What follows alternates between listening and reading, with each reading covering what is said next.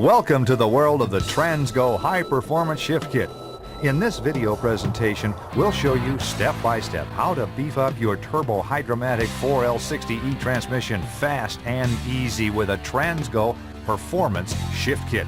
You'll love it. This transmission is about to come alive.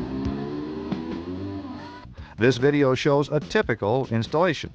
Its purpose is to help you install this kit with confidence.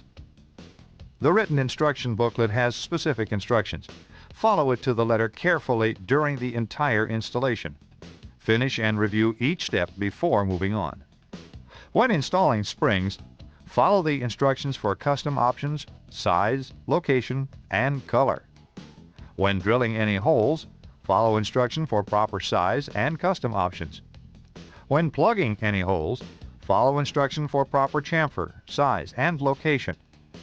Plugs are sometimes drilled to a specific orifice size. As you read, follow shift customizing options as they apply to your installation. Notice the If Trans is Apart pages. These are the typical tools needed to do the installation. First, let's road test the vehicle to see if the transmission is in good working condition.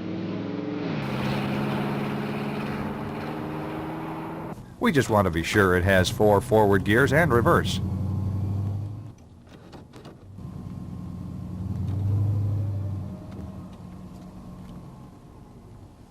Let's get started.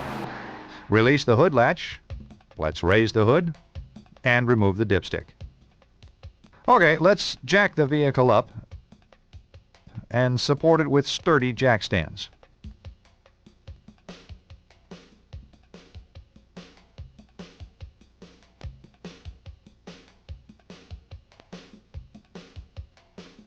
Before we go under the car, let's gather the required tools.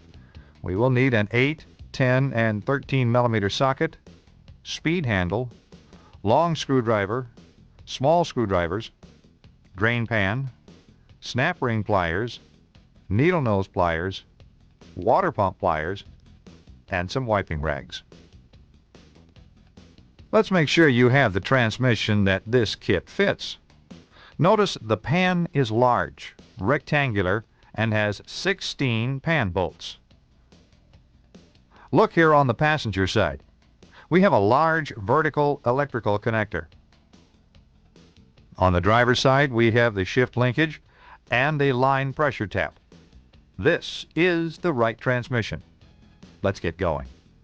Place a drain pan under the transmission, favoring toward the front. If your pan bolts are hidden or too close to the crossmember here in the rear, you may need to remove the bottom rear mount bolt or bolts to gain access to the rear pan bolts. Pry up on the transmission and insert a socket between the frame and the mount. Now you can get to the bolts. With a 13 millimeter socket and a speed wrench, remove all the oil pan bolts except for one toward the rear here. If necessary, pry the pan loose, then loosen the last bolt slowly and let the oil run over the front edge of the pan. Lower the pan and lay it aside. Now let's remove the filter. If the transmission oil is still hot, protect your hands with a rag. While pulling down, slightly twist left and right until it frees up enough to be removed. Have a drain pan in position to catch the fluid that will run out of the filter and valve body. Place the filter in the transmission pan. Make sure the filter seal here is in good shape. Ours looks okay, so we will reuse it.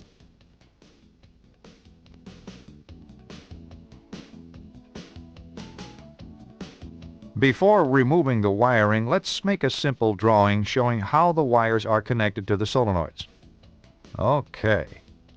Now, let's remove the wiring harness and these 2 solenoids.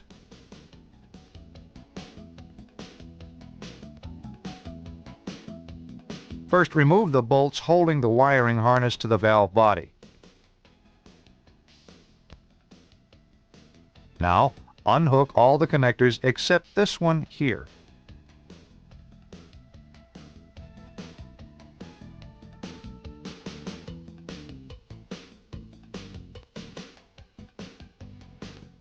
use a small screwdriver or an ice pick and remove this clip. Carefully pull this solenoid out of the valve body. Use a 10mm socket and remove these two bolts here and here. Now carefully pry down with a slight twisting motion to remove the solenoid.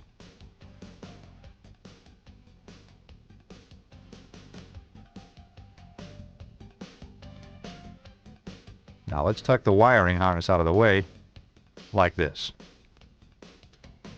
Place the drain pan under the valve body to catch the fluid that will drain from the valve body and transmission. Okay, let's get going. Now let's remove the valve body. It's held in place with 17 bolts. Some we have already removed.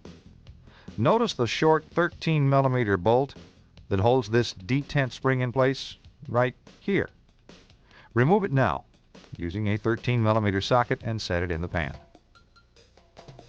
Change to the 10mm socket and remove the 3 long bolts from this plate first.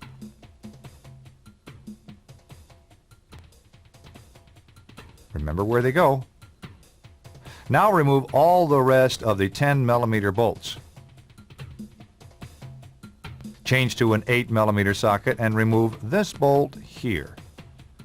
Now loosen this last bolt a half turn and let the valve body drain. Support the valve body and remove the bolt. Lower the valve body slowly until the manual lever link becomes vertical. Now move the valve body sideways and slide the link out of the valve like this. Lay the valve body upside down in the pan so it can drain. The valve body has check balls, but don't worry, the instruction sheet shows you where they go. Now let's remove these 3 10mm bolts out of the second accumulator housing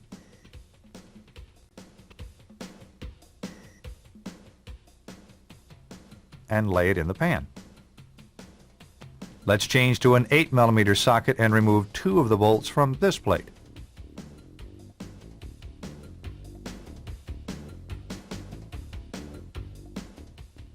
Slowly remove the last bolt and lower the separator plate. Be careful not to lose the check ball on the separator plate. Don't worry, the instruction sheet shows where it will go. If the 4th piston did not come down with the separator plate, remove it.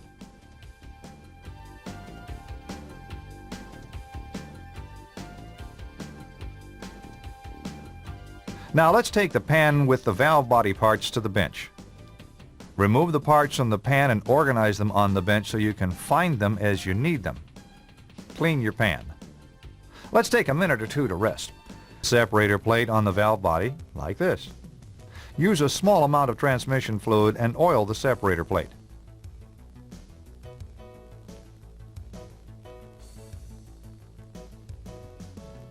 Find the gasket with the letter C cut in it here. Lay it on the separator plate.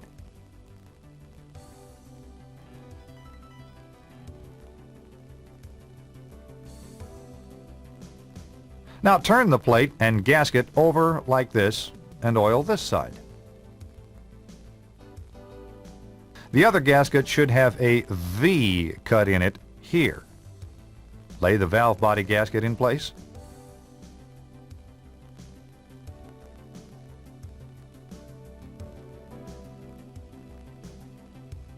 Now turn the plate with both gaskets over again and position it correctly on the valve body. There is only one check ball that goes onto the separator plate. Let's put some Vaseline at the check ball location here and install the ball.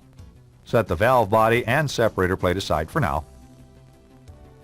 Let's clean and dry the accumulator housing and the 2nd and 4th accumulator pistons with these tabs up.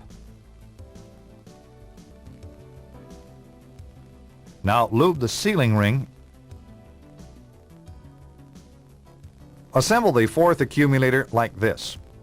The big yellow spring goes into the pocket of the piston. Set this assembly, the 4th accumulator piston, and the other big yellow spring by the valve body. We will install them in a few minutes. Full piston cover. Look, it's right here. While prying in on the cover, use the small screwdriver to remove this snap ring. Look, pry it out here. Ah, there it comes. The piston has some spring tension on it, and the cover will move outward some. You can see the edge of the O-ring keeping the cover from coming out. At this slot in the case, we can get hold of the O-ring using our small screwdriver.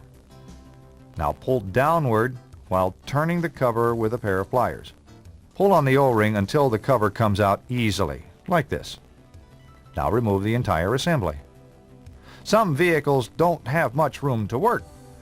You may need to remove it one piece at a time.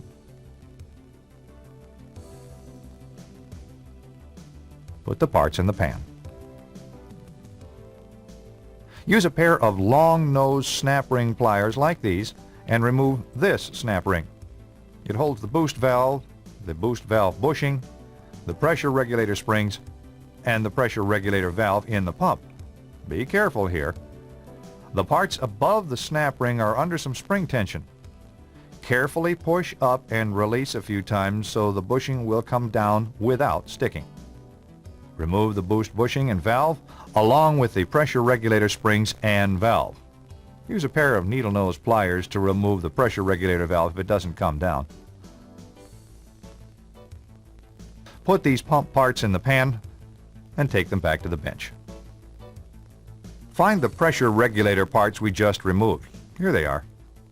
Set the boost valve and the original pressure regulator springs aside.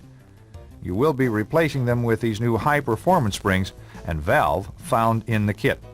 Here they are. Under the car we go. Place the pressure regulator valve on top of the new spring and push it up into the bore as far as you can.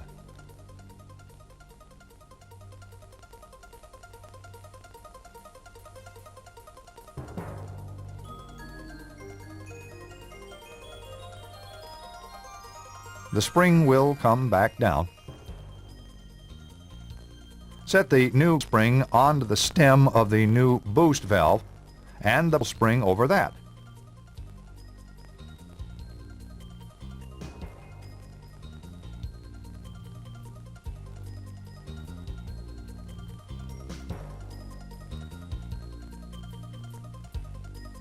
Use a screwdriver to push the assembly up into place while using the snap ring pliers to install the new snap ring.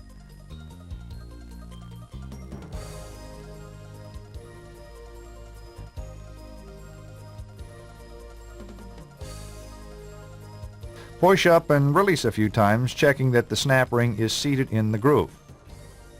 If you have trouble with the snap ring and just don't have enough hands, get a buddy with a long, thin screwdriver to help you. Let's go back to the bench. We will need to disassemble this component. Remove this E-clip here and take it apart.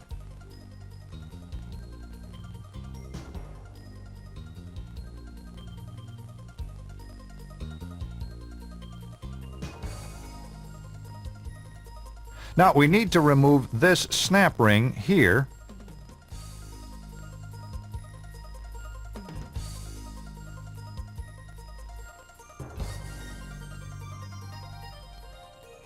The retainer and the cushion spring or springs.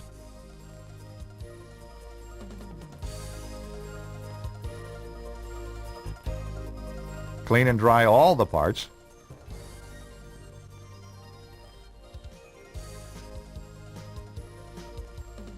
Now we're ready to put it back together.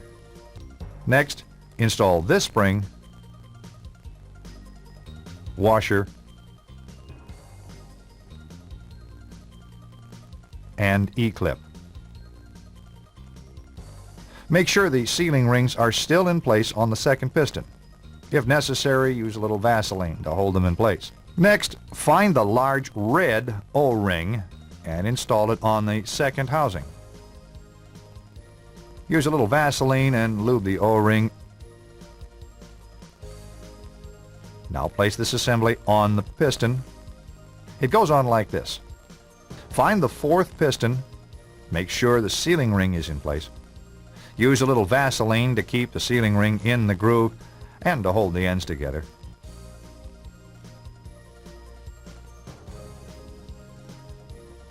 Now slip the fourth piston onto the pin with the knob outward. Now install the blue O-ring on the cover and lube it with the Vaseline.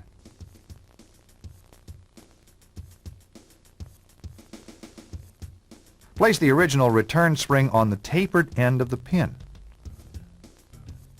Now put the second piston assembly and a fingerful of Vaseline in the pan. Now let's take these parts to the car.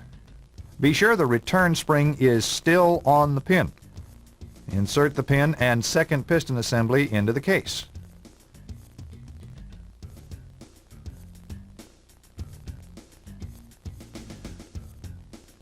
The second housing goes next, like this.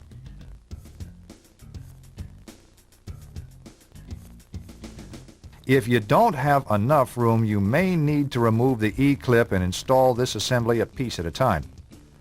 If you have to do this, don't forget to reinstall the spring, washer, and E-clip. Now slip the fourth piston onto the pin with the knob out.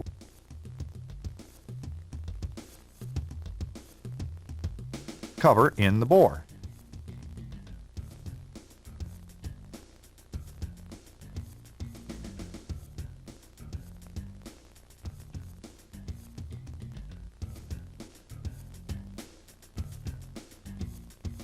Push the cover in with a long screwdriver and install the snap ring like this.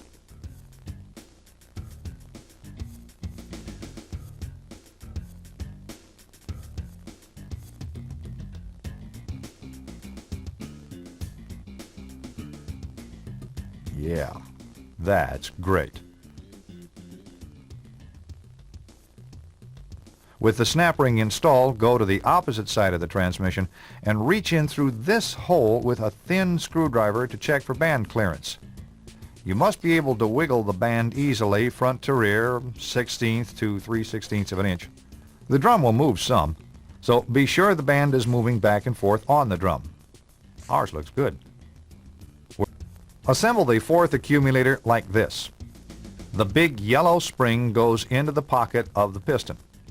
The spring and piston go up into the bore of the case. Lift the separator plate up and into place, being careful not to dislodge the check ball. Use a short bolt from the solenoid here in the center to hold things up while we align the separator plate and gaskets and install the Z-bolts. Here and here.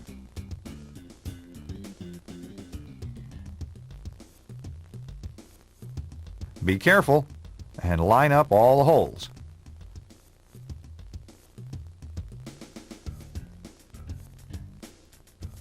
Now install this plate using the 3 short 8mm bolts. Tighten them evenly.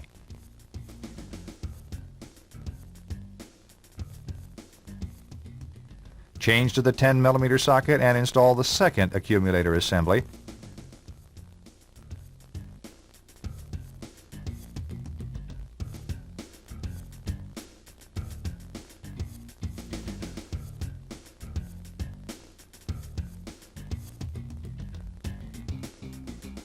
And tighten the bolts evenly. Looks good. We can install the valve body at this time, but first remove the short bolt and the Z-bolts.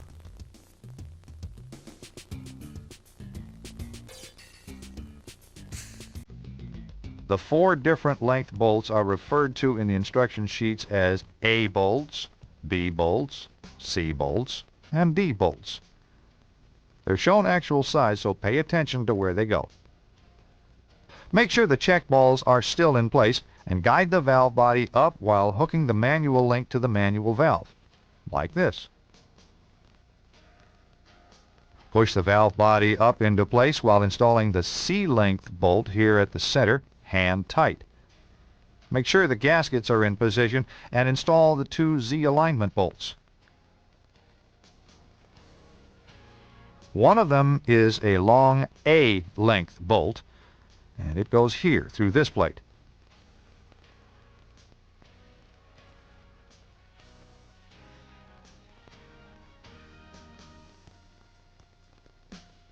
The other one is a D length bolt, and it goes here.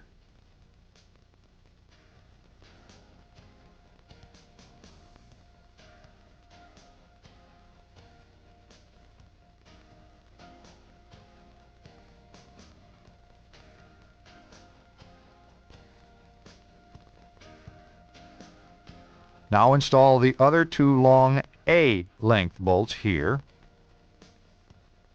and here. The other short D length bolt goes here. The three 8mm B length bolts go toward the rear here, here, and here. Now install the rest of the valve body bolts. The remaining bolts should be C length bolts. Do not make a mistake here. Double check yourself.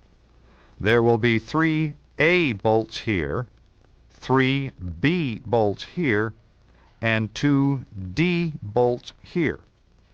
All the rest of the valve body bolts are C. When you're sure the valve body bolts are installed correctly, tighten them evenly.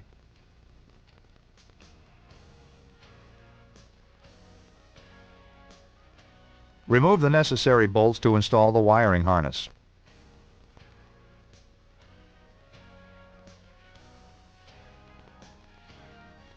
Install the harness and tighten the bolts.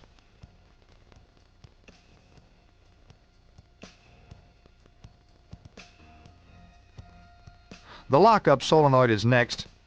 This is it here.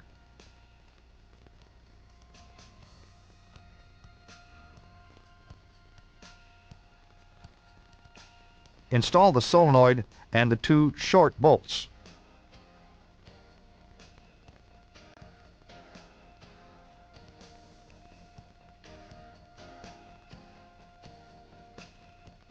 This solenoid is next. It goes here.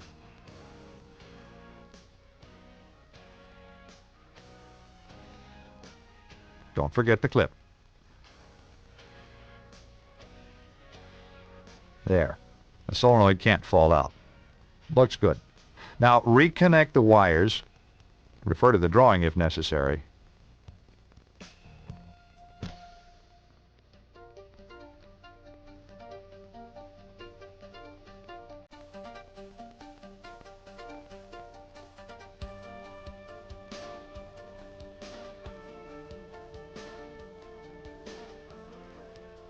Whoops! Almost forgot the detent spring and bolt.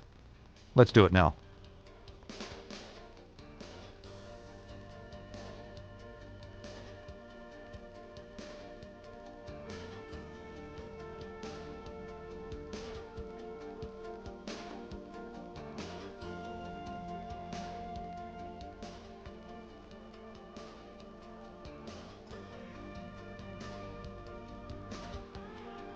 Now recheck all the valve body and accumulator bolts. Make sure they're all tightened evenly.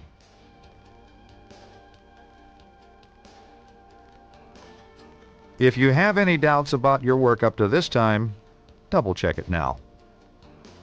Check the new filter in this area for any cracks. If it's okay, lube the seal and install the filter.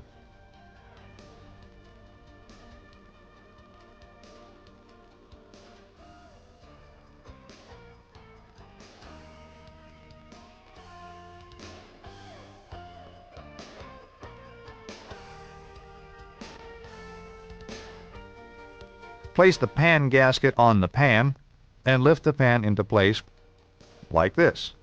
Start all the bolts in a few turns.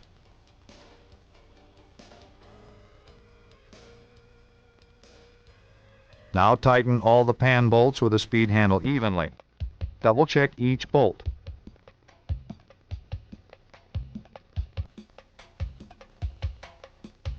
Lower the tail of the transmission.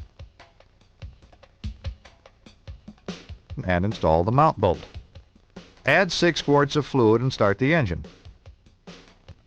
Now immediately add 2 more quarts and check the dipstick for full.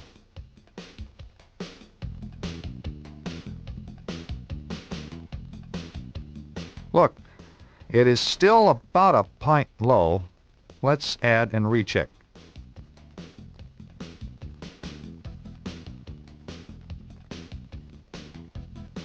There we go. It is still a little below full. After it warms up, we'll check it again.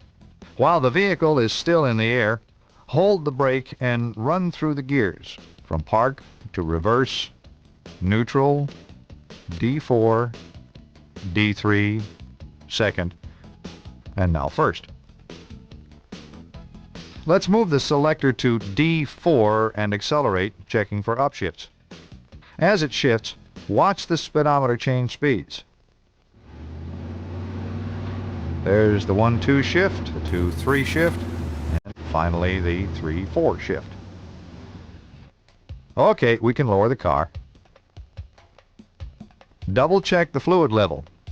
It's right here just below the full mark. After our road test, we'll check it again. Let's road test the vehicle and check its new performance.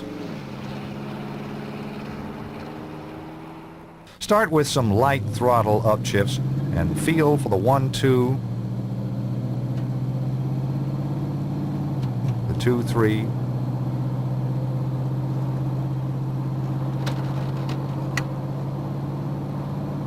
and the 3-4 shifts.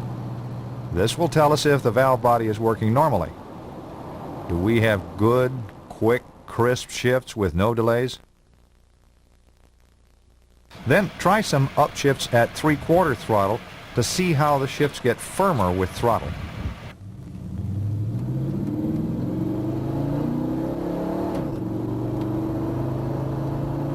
This one is okay. Yes, this transmission has come alive.